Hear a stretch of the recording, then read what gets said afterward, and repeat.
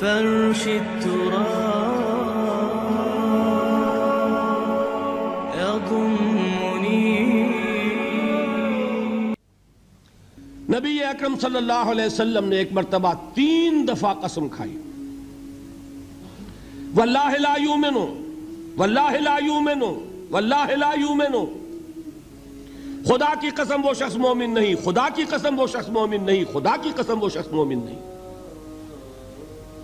واقعہ یہ کہ ہم تصور نہیں کر سکتے کہ صحابہ کیسے لرز گئے ہوں گے، کانپ اٹھے ہوں گے.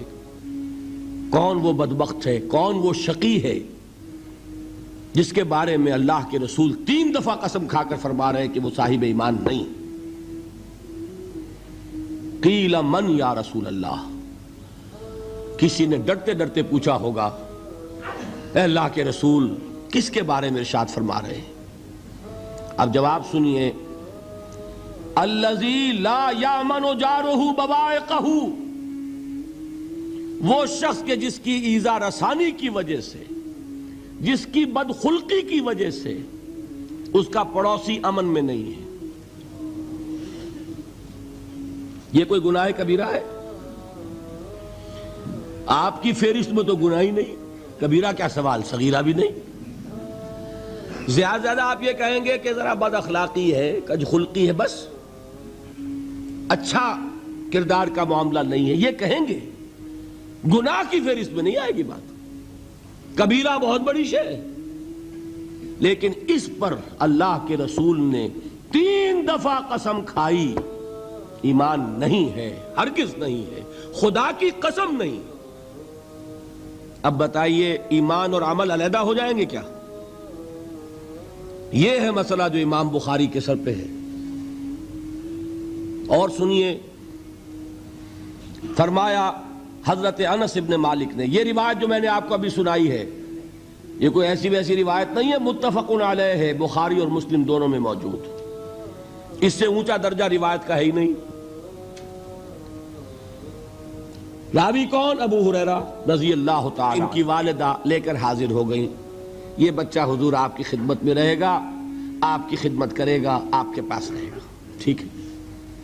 وہ حضور کے خادم خاص ہے، جیسے ذاتی کوئی ہوتا ہے معاملات میں مدد کرنے والا، خدمت کرنے والا. وہ ہیں انس ابن مالک. چونکہ ان کا تعارف ہو گیا ہے رضی اللہ تعالیٰ عنہ، تو ایک بات پہلے اور سنا دوں. جو بچہ اپنے اس بچپن سے لے کر 9 برس کی عمر تھی جب آئے حضور کے پاس، انتقال کے وقت عمر کتنی ہوگی؟ 19 برس. 10 برس حضور کی خدمت میں رہے. پہلے تو حضور کے اخلاق کی جو گواہی وہ دے رہا ہے وہ اس کی زبان سے سنیے کہ میں 10 برس حضور کی خدمت میں رہا، کسی بات پر ڈانٹنا تو کجا.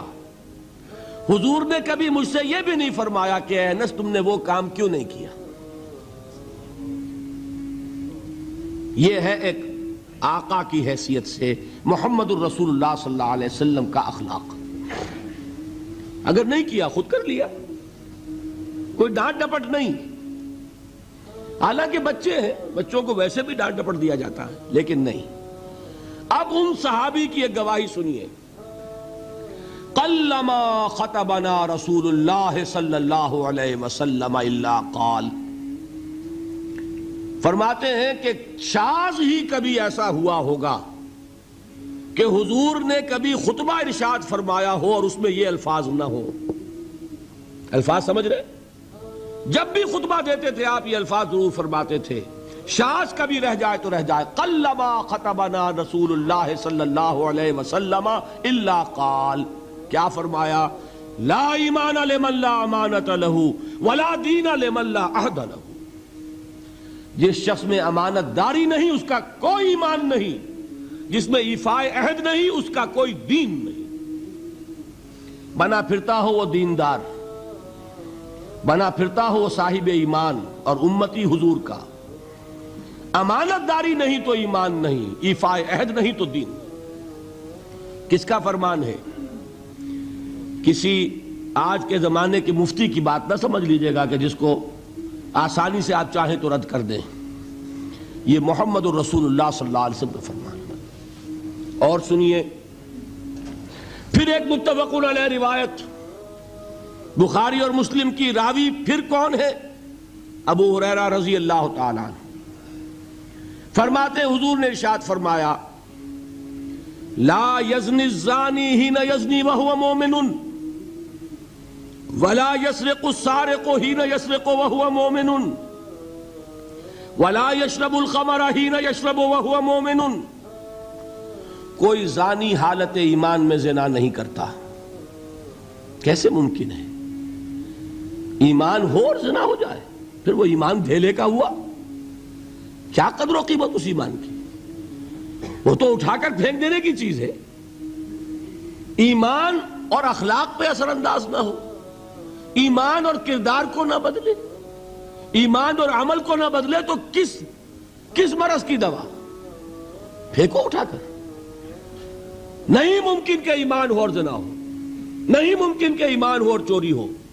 لا یسرق السارق حین یسرق وہو مومن، کوئی چور حالت ایمان میں چوری نہیں کرتا، کوئی شرابی حالت ایمان میں شراب نہیں پیتا۔ ولا یشرب الخمر حین یشرب وہو مومن، کوئی شراب پینے والا وہ مومن نہیں ہوتا جب وہ شراب پی رہا ہوتا ہے، اس وقت اس کے دل سے ایمان نکل جاتا ہے۔ اب دیکھیے یہاں کیا میں نے کل بتایا تھا نا، مغالطے کیا ہو گئے؟ مغالطے یہ ہو گئے کہ اس کو سمجھ لیا قانونی بات، یہ قانونی بات نہیں ہے، وہ قانونی ایمان کی بات نہیں ہو رہی، یہ حقیقی ایمان کی بات ہو رہی۔ قانونی ایمان کی بات ہو تو یہ کافر ہو گیا، پھر کافر نہیں ہے۔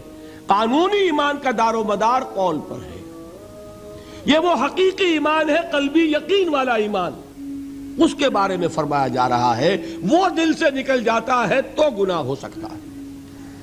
ایک اور حدیث میں حضور نے اس کو اور واضح کر دیا، جب کوئی شخص گناہ کرتا ہے تو ایمان اس کے دل سے نکل کر اور اس کے سر پر منڈلاتا ہے جیسے پرندہ ہو۔